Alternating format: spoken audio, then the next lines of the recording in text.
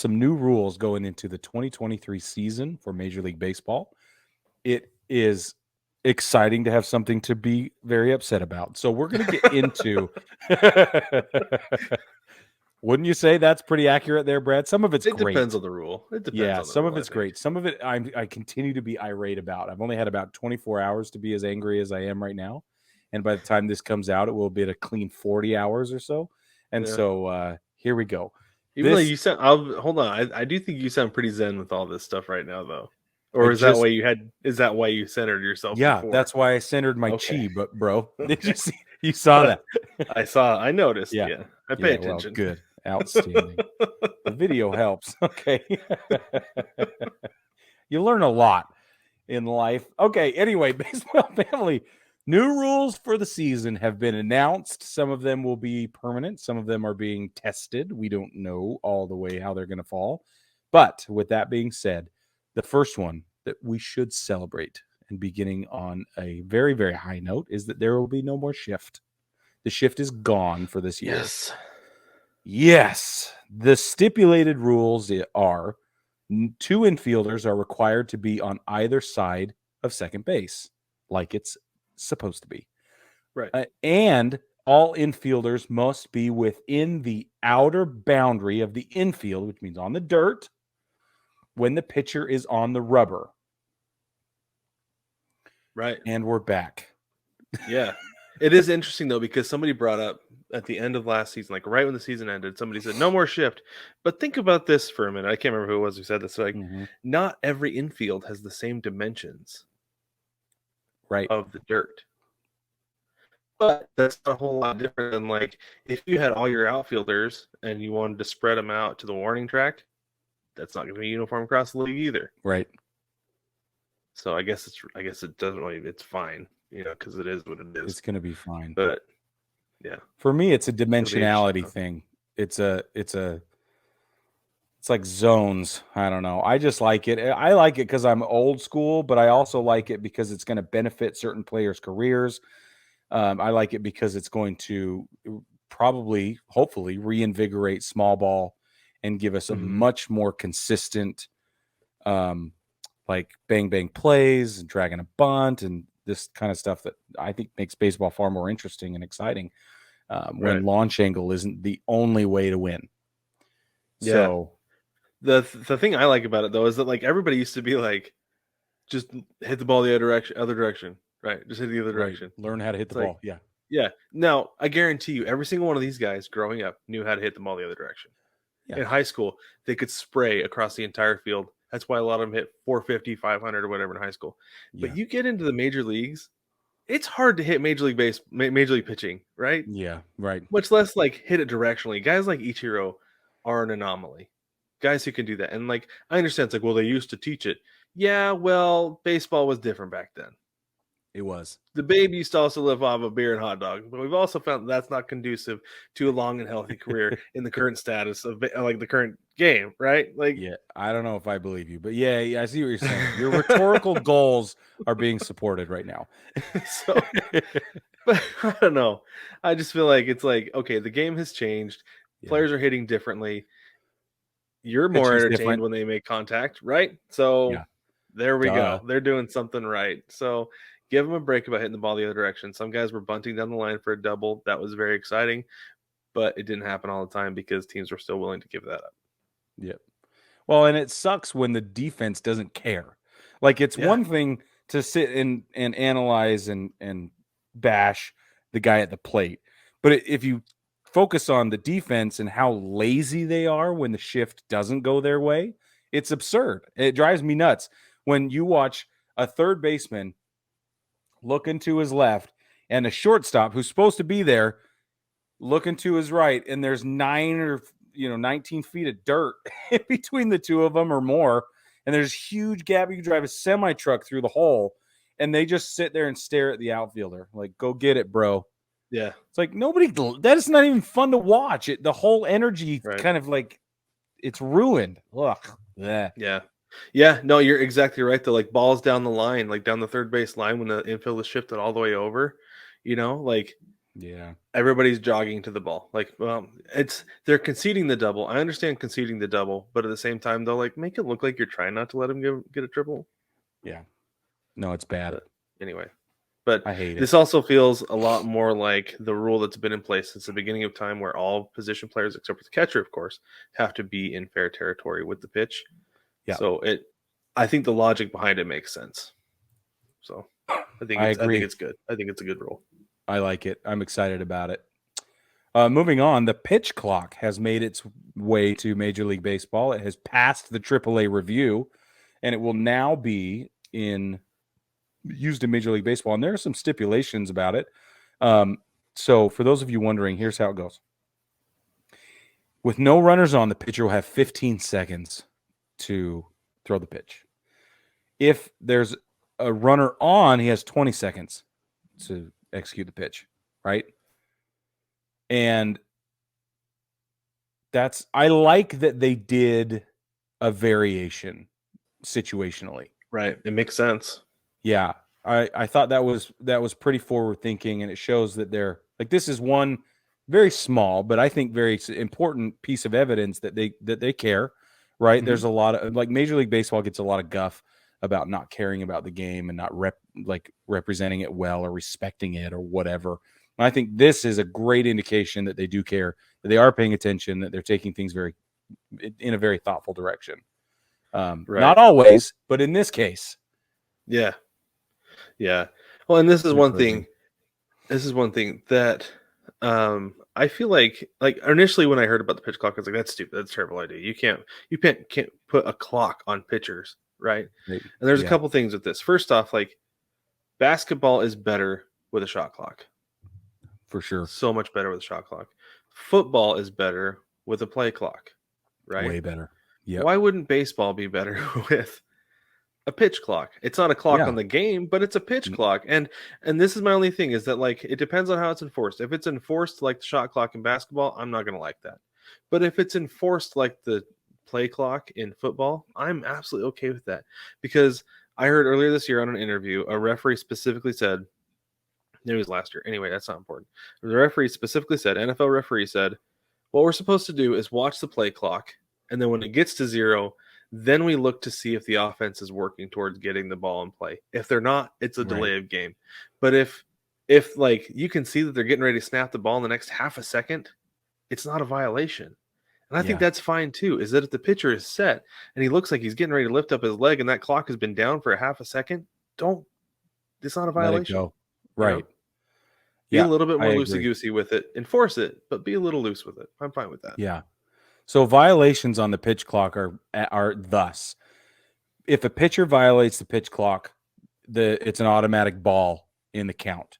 If the batter violates the pitch clock by being out of the box or whatever, then it's an automatic strike. That's how they're going to tally it up. I think it's important to have consequences. Obviously, you can't institute a rule without instituting a consequence. I don't love that it's impacting the count. I don't know where else you would do it. That's the thing.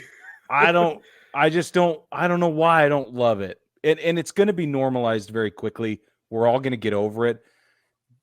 And I see that being just fine. But right now, it does leave a bad taste in my mouth. I'm not sure why. And this is, it's hard because it would be really hard on a full count and the pitcher takes a little bit too long and then he's walked, or the batter takes a little bit too long and he's out. Yeah. Like I can see that being a problem, but yeah, it's like you said, where else would you enforce it? I think that a balk with runners on base would be too much. Too much. Yeah. Pulling a runner out, that's way too harsh. Yeah. Right. So there's not a whole lot you can do as far as like any way else. The ball and the strike makes sense. Is it a little bit harsh? Probably. But in basketball, you lose possession of the ball. In football, you lose 5 yards. Yeah. A little bit harsh. I know. I'm saying them's the rules. Yeah, and it will. I promise you, this is going to get normalized unless it gets violated all the time. I think we're going to see a lot in spring training. I think guys are still going to be getting used to it, and we're going to see a lot of violations in spring training. Yeah, it's going to be really frustrating. But by the time they get to the games, I think that they'll be fine. You think so? You don't think it's going to stretch into June? Maybe a little bit, but it's not going to be rampant. Okay. Especially guys who have dealt with it in the minor leagues the last few years. Yeah, No big that's deal. true. That's a great point. See, what So that I'm means maybe worried some about, teams it'll be harder for some teams than others. I think you're right because of all the old school guys. What I'm worried about though is when we get to playoff race time in September, and the pressure's up, and they've called new guys up to fill holes, or developmentally they're ready. Whatever it is, like that's what I'm worried about when the pressure's really on and the stakes are high. So I wonder if they should take the pitch clock out for playoff games. I don't know. No, I They're don't not think going so. to, but No, because it's like we just talked about though. Like guys come up developmentally in June, July, even August. They're yeah, going to have dealt with it you're right. this year, last year, maybe the year before. You know, whenever say that they were drafted in 2019 and they come up this year, they've been dealing with it ever since. Yeah, that's true. Yeah, you're right. So I'm just nervous, Brad. I I think is know the we're problem. always nervous with rule changes. Yeah, I'm just the trepidation is real, but that's okay. All right, let's stay with pitching. Pitchers will now have the opportunity to call their own pitches by using PitchCom, but in reverse, rather than having the catcher press a couple of buttons and send the signal to the pitcher's cap, which we've seen. Now the pitchers are able to wear a wristband and call their own pitches.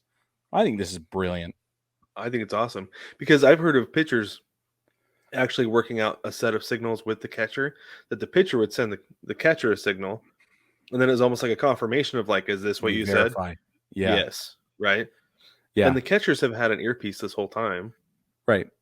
right, to make sure that the signal goes through, that it goes through the right thing that they sent. So really, all it is just give the pitcher his PitchCom wristband, and you're set to go. Yeah. So I totally agree. I think this is great. I think there are a lot of pitchers who want to be in charge, obviously, and I like pitchers that want to be in charge. Like it's old school, and that's where I land. So, well, I don't think it's old. I think it's newer school than what we give it credit for because traditionally it's a catcher calling the game or the manager signaling to the catcher, right? Because that's what I was told growing up was that you're calling the game. Okay. Yeah, but not back as far as like Nolan Ryan and that. Like well, Nolan Ryan, it's easy. One. Yeah, you're right. Yeah, rule number one. But who was calling the games for David Cohn, for instance? Was he was picking his own pitches, Jorge right? Posada. You think so? Yeah, I think Posada and Girardi were calling the game for him. Yeah, Posada for sure. I know we might need to go back and read his book again because I think he mentions it in there. I think he does. But what a great book. I don't think he was calling his pitches though. Call him up, Brig. Let's find out. Yeah, I'll call Dave. I'll call Coney. It'll be great. We'll get him on the show. He's been reluctant up to this point. I don't know why. Maybe that'll be the tipping point. He's just, I'll be like, dude, Coney, come on, man. We got to have this chat. All right. We might as well record it. We're going to talk about it anyway. That's right. Yeah, I'll call him. All right. Yeah. So the next new rule is the bases have gotten bigger. Instead of being 15 inches square, they're now 18 inches square.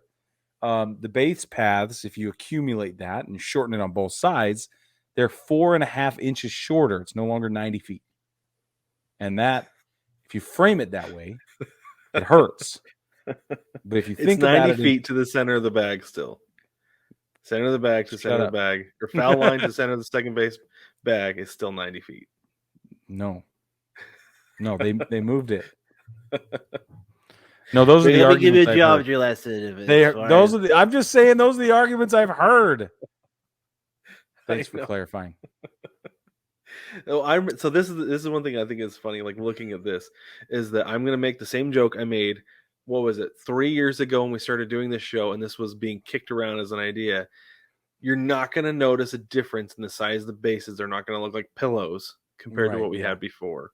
Right. Looking at them right next to each other, it is a stark difference. But seeing them on the field, they're not going to look enormous. It's fine. They're going to try to steal more bases. That's what it is. That's what it is. More small ball, more aggressive base running. It's going to be great. Still 90 feet.